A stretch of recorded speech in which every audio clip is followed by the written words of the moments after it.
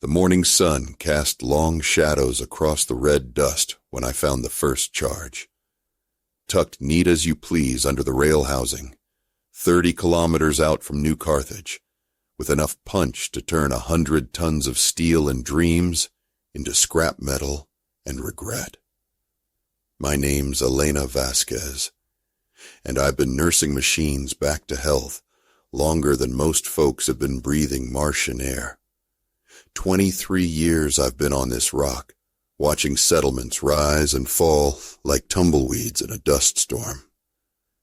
But this project, this gleaming ribbon of metal stretching across the Valles Marineris, this was supposed to be different. This was supposed to be hope. I crouched beside the device, my weathered hands steady despite the implications.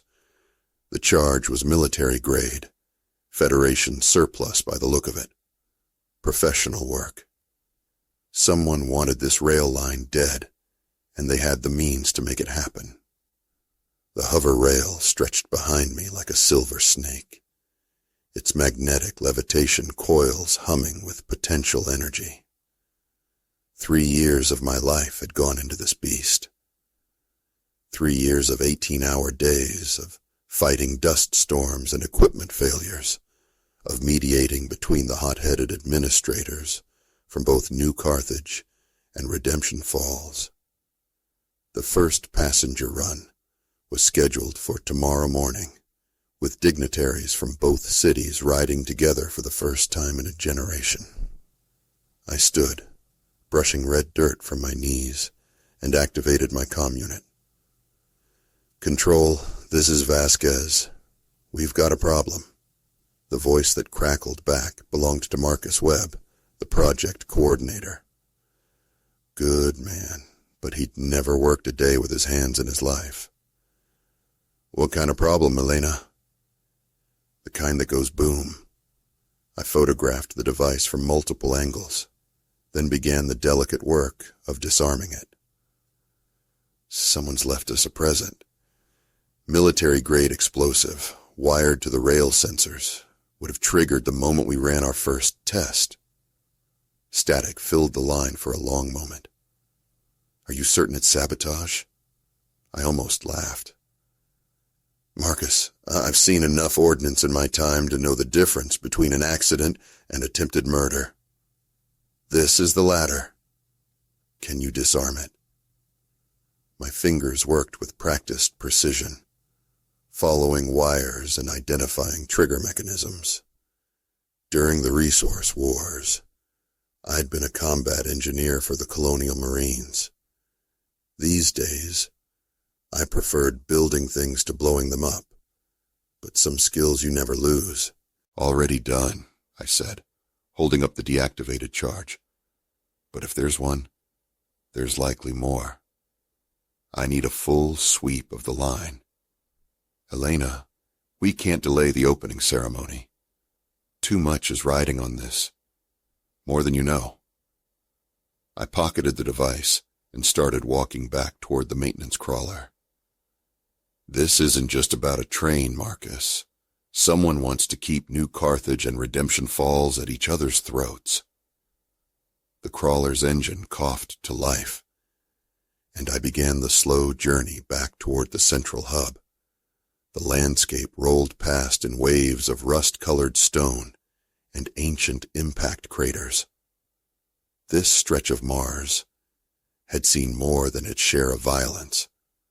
The two cities had been founded during the second wave of colonization, back when the terraforming was still experimental and resources were scarce. What started as competing mining claims had escalated into a decades-long Cold War, complete with trade embargoes, territorial disputes, and the occasional shooting match. The hover rail was supposed to change all that. Shared infrastructure meant shared prosperity. At least, that was the theory. My comm unit buzzed. "Elena, this is Sarah Chen." The voice belonged to the security chief for New Carthage, a sharp woman with eyes like laser cutters. Marcus told me about your discovery. I'm sending a team to sweep the line. Appreciate it, but I'll handle the technical side myself. Your people can provide backup, but I know this system better than anyone. Elena, Chen's voice carried a warning. We've had intelligence suggesting someone might try to disrupt the ceremony. This confirms our worst fears. I guided the crawler around a boulder field, the hover rail gleaming in the distance. What kind of intelligence? The kind I can't discuss over open channels. Meet me at the hub in 2 hours, and Elena, watch your back. The central hub squatted like a metal spider, where the rail line crossed the old trade route between the cities.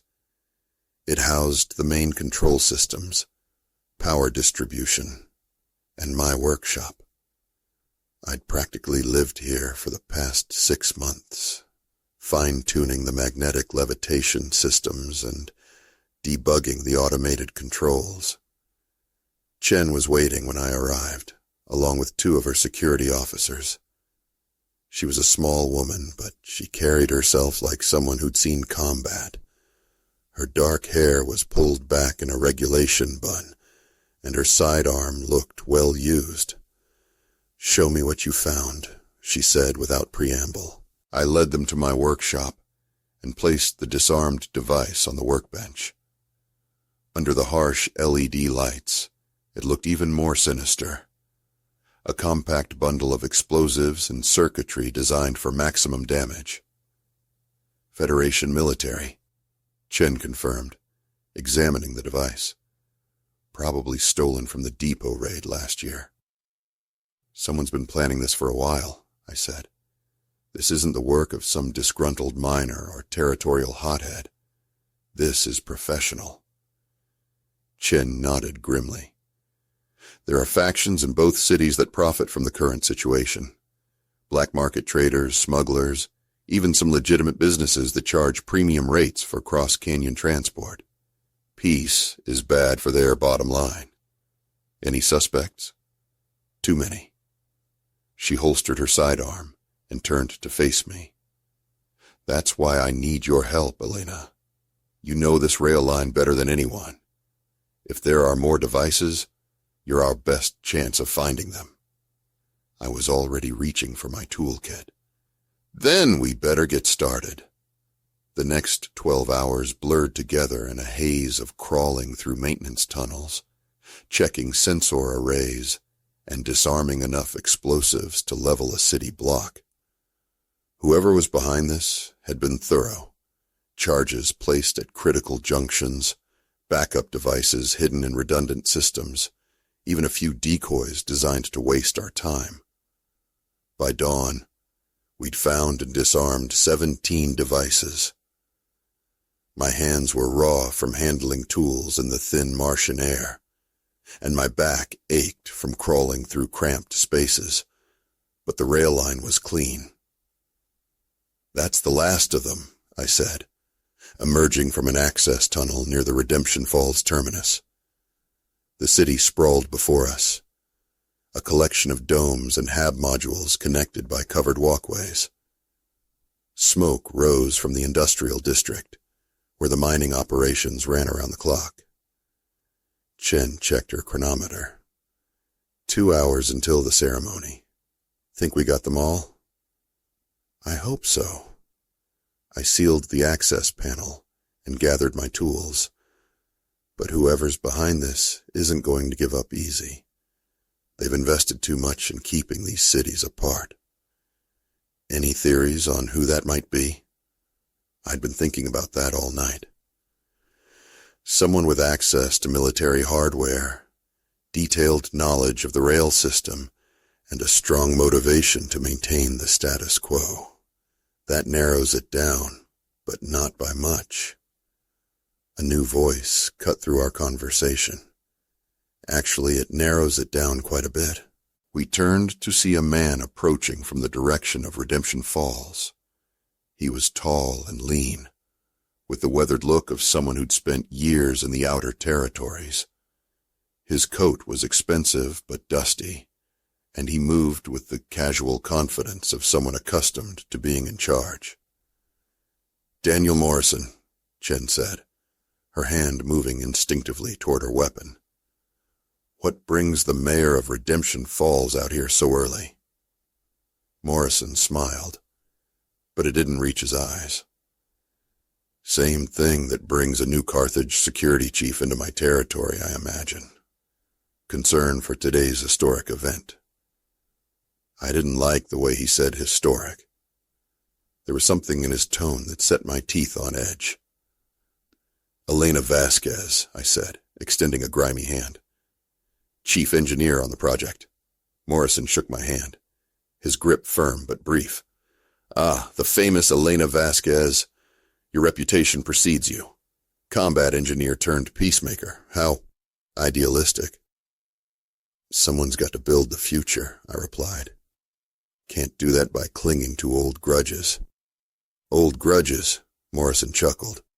"Is that what you call decades of territorial disputes and resource competition? How refreshingly naive." Chen stepped forward. "Morrison, if you have something to say, say it. We've had a long night." "I'm sure you have." Morrison's gaze shifted to the rail line, gleaming in the morning sun. "Tell me, Ms. Vasquez, in all your planning and engineering, did you ever consider the economic implications of your project?" "Progress usually has economic implications," I said carefully. "That's generally considered a good thing." "For some, perhaps. But what about the transport companies that have been moving goods between our cities for 20 years? What about the independent traders who've built their livelihoods on the isolation between our settlements? Your rail line will put them out of business overnight." "That's called creative destruction," Chen interjected. "It's how economies evolve." Morrison's smile grew colder. Easy words from someone with a government salary. But some of us have investments to protect. The pieces clicked into place in my mind. Morrison wasn't just the mayor of Redemption Falls. He was also the primary shareholder in Morrison Transport, the largest shipping operation in the region. The rail line would indeed put him out of business, along with several other companies that depended on the isolation between the cities. "You son of a bitch," I said quietly. "It was you." Morrison's expression didn't change. "I have no idea what you're talking about. The explosives, the sabotage, you've been trying to destroy the rail line. That's a serious accusation, Ms. Vasquez. I hope you have proof." I was reaching for my comm unit to call for backup when I noticed the glint of metal in Morrison's coat. He was armed, and from his stance, he knew how to use it. Chen had noticed, too. "Morrison, I think you should come with us for questioning." "I think not." Morrison's hand moved to his weapon. "You see, there's been a slight change in plans. The rail line won't be opening today after all." "We found all your charges," I said. "The line is clean." Morrison laughed. "Did you really think I'd put all my eggs in one basket? The devices you found were just insurance. My real plan is much more personal." Before either Chen or I could react, Morrison drew his weapon, a sleek energy pistol that hummed with contained power. "Both of you, hands where I can see them." We complied, but I was already calculating angles and distances. Morrison was experienced, but he was also overconfident. That might be enough. "Here's what's going to happen," Morrison continued. "In about 30 minutes, the ceremonial train will depart from New Carthage with dignitaries from both cities aboard. About halfway across the canyon, there's going to be a tragic accident. System failure, they'll call it. Poor engineering, perhaps. The kind of thing that makes people lose faith in new technology." "You're talking about murder," Chen said. I'm talking about preserving a way of life. These cities have been separate for good reason. Different cultures, different values, different economic systems. Your rail line threatens to homogenize everything, to turn us into just another corporate colony. So you're willing to kill innocent people to maintain your profit margins? I asked. Morrison's eyes hardened. I'm willing to do what's necessary to protect my community. Something you clearly don't understand. I thought about the explosive device I'd found that morning, about the professional precision of the sabotage, about the years of planning that had gone into this moment. Morrison wasn't just a greedy businessman. He was a true believer, convinced that he was fighting for something larger than himself. That made him more dangerous than any common criminal. How? I asked. How are you going to cause the accident? Morrison glanced at his chronometer. Simple. I'm going to override the automated systems from right here. A few commands, and the train will experience catastrophic deceleration at the worst possible moment. The investigation will show system failure, probably blamed on rushed engineering or inadequate testing. The fail-safes will be disabled. I've had access to the system specifications for months, Ms. Vasquez. Your own reports, filed with the Colonial Administration. Very thorough, very helpful. I felt sick. My own work had been turned against me, used to plan mass murder. The authorities will figure it out eventually, Chen said. You can't cover this up forever. I don't need forever, just long enough to discredit the project and ensure it's never rebuilt. After today, neither city will trust shared infrastructure again. The status quo will be preserved. Morrison activated a portable terminal, its screen glowing in the morning light. Now both of you move away from the rail line. I need to concentrate. We backed away, but I was studying the terminal's display. I recognized the interface. It was a maintenance override system, designed to allow emergency control of the rail line from remote locations. I'd helped design it myself, never imagining it would be used for sabotage. Elena, Chen whispered, can you stop him? I shook my head slightly. The terminal was military-grade encryption, and Morrison clearly knew the system well. Even if I could get to it, I'd need several minutes to break his access codes, but there might be another way. Morrison, I said, you're making a mistake. The only mistake I made was trusting outsiders to understand local politics. No, I mean a technical mistake. The override system you're using. It has a built-in delay for safety reasons. 30 seconds between command input and execution. That's to prevent accidental activation. Morrison frowned, checking his terminal. I don't see any delay protocol. It's in the base code, not the interface. Trust me, I wrote it. I took a small step forward, which means you need to input your commands exactly 30 seconds before the train reaches the danger zone. Morrison was studying his chronometer and the terminal display, trying to calculate the timing. For just a moment, his attention was divided. That was all Chen needed. She lunged forward, going for Morrison's gun hand.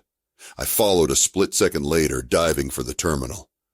Morrison cursed and tried to swing his weapon toward Chen, but she was already inside his guard, grappling for control. The energy pistol discharged, its beam scorching the ground near my feet. I rolled, coming up with the terminal in my hands. The screen showed Morrison's override commands, ready to execute. Behind me, Chen and Morrison were struggling for the weapon. Morrison was stronger, but Chen had training and desperation on her side. The pistol went off again, this time harmlessly into the sky. I frantically worked at the terminal, trying to lock out Morrison's access codes. The ceremonial train would be launching any minute, and I needed to make sure the systems were secure. "Elena!" Chen shouted. "Hurry!" Morrison had gained the upper hand, pressing the pistol toward Chen's chest. In seconds, he'd break free and kill us both. I made a decision that went against every engineering instinct I had. Instead of trying to secure the system, I triggered an emergency shutdown. Every rail line system, from propulsion to navigation to life support, went dark. The terminal screen flickered and died. Morrison's override commands vanished into electronic limbo. "No!" Morrison roared, shoving Chen away and raising his weapon toward me. The shot never came. Chen's backup pistol spoke first, a sharp crack that echoed across the canyon. Morrison spun and fell, clutching his shoulder. "Control, this is Chen," she said into her comm unit, keeping her weapon trained on the wounded man. "We need medical and security at the Redemption Falls terminus. Suspect in custody." I was already working on the terminal, trying to restart the rail systems. "The ceremonial train will have to wait," Chen said. "Better delayed than destroyed." Morrison looked up at us from the ground, his face pale with pain and fury. "You don't understand what you've done. This rail line will destroy everything that makes these cities unique. In 10 years, we'll just be another corporate colony, another dot on some bureaucrat's map." "Maybe," I said, finally getting the systems back online. "Or maybe we'll be something better. Something that preserves the best of both cities while building toward a shared future." "Naive idealist," Morrison spat. "Probably," I agreed.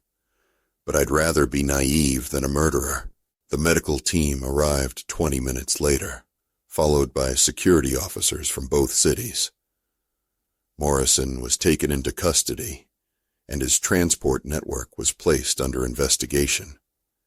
The evidence we'd gathered, the explosive devices, the override terminal, Morrison's own confession, would ensure he spent the rest of his life in a colonial prison. The ceremonial opening was delayed by 6 hours while we ran full system diagnostics and security sweeps. But as the sun set over the Valles Marineris, the first passenger train glided silently across the canyon, carrying dignitaries from both New Carthage and Redemption Falls toward a shared future. I stood on the observation deck of the central hub, watching the train's lights disappear into the distance. Chen joined me, her arm in a sling from her struggle with Morrison. "Think it'll work?" she asked. "The peace between the cities, I mean." I considered the question, watching the stars emerge in the thin Martian sky. Morrison wasn't entirely wrong, you know. This rail line will change things. Some people will lose their livelihoods. Some traditions will fade away. Change is never painless. But the alternative is stagnation. These cities have been locked in their Cold War for decades, wasting resources and energy on old grudges. Maybe it's time to try something different. Even if it's risky. I smiled, thinking of all the risks I'd taken in my life. Leaving Earth, joining the Marines, coming to Mars, building impossible machines in impossible places. "Chen, I've been an engineer for 30 years. Risk is just another word for opportunity." The rail line hummed beneath our feet, magnetic coils maintaining their perfect balance between attraction and repulsion. It was a delicate system, requiring constant adjustment and maintenance, like peace itself, I supposed. In the weeks that followed, the hover rail exceeded all expectations, Trade between the cities increased by 300% in the first month alone. Joint ventures emerged, cultural exchanges flourished, and for the first time in a generation, children from New Carthage and Redemption Falls played together in the neutral zone around the central hub. There were problems, of course. Some businesses failed, unable to adapt to the new economic reality. A few die-hard separatists on both sides continued to agitate for a return to isolation, and the rail line itself required constant vigilance, not just against sabotage, but against the harsh Martian environment that seemed determined to reclaim any human achievement. But every morning, I watched the trains glide silently across the canyon, carrying passengers and cargo and dreams between two cities that were slowly learning to be neighbors instead of enemies. And every morning, I felt a quiet satisfaction that came from building something that would outlast me. My name is Elena Vasquez, and I've spent my life nursing machines back to health. But sometimes, if you're lucky and stubborn and willing to take risks, you get to nurse something bigger back to health. Sometimes you get to build a bridge between worlds, one rail at a time. The red sun rises over Mars each day, casting its light on a world still becoming. And somewhere in that light, a silver ribbon of metal and hope stretches across an ancient canyon, carrying the future on magnetic wings.